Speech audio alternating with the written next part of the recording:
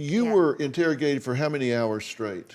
So straight, I was interrogated for 53 hours over 5 days. They isolate you, they scare you, and they tell you this is the only way out for you.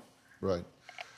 And at one point, you were actually hit in the head. I was hit, I was screamed at. I didn't understand what was happening to me. I was very young. My roommate had just been murdered. I could just have easily have been murdered, and I was scared. You all have seen the documentary Making a Murderer, Stephen Avery and Brendan Dassey, and both are still in jail at this point. And Brendan at that point was considered to have about a 70 IQ.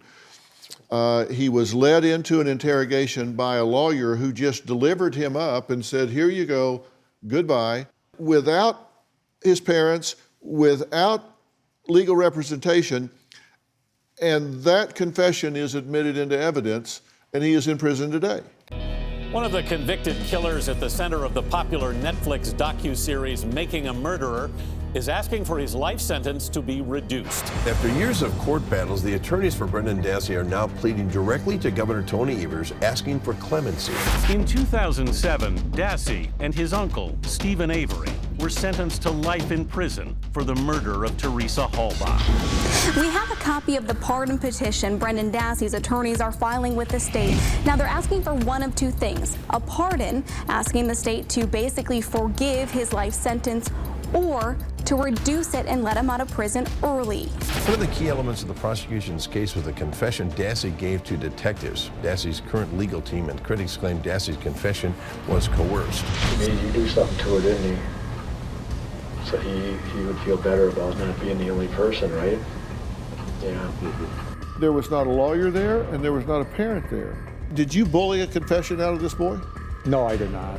We did not coerce him. That is wrong.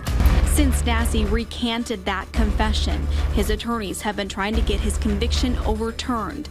In 2016, Dassey did come within hours of being released from prison, but it was blocked by the Federal Court of Appeals.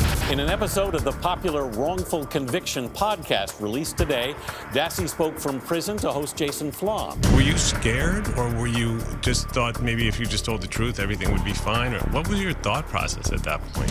Well, I just wanted it all over with, so I said whatever they wanted to hear, you know. It's outrageous. When you talked to him, what was he focused on?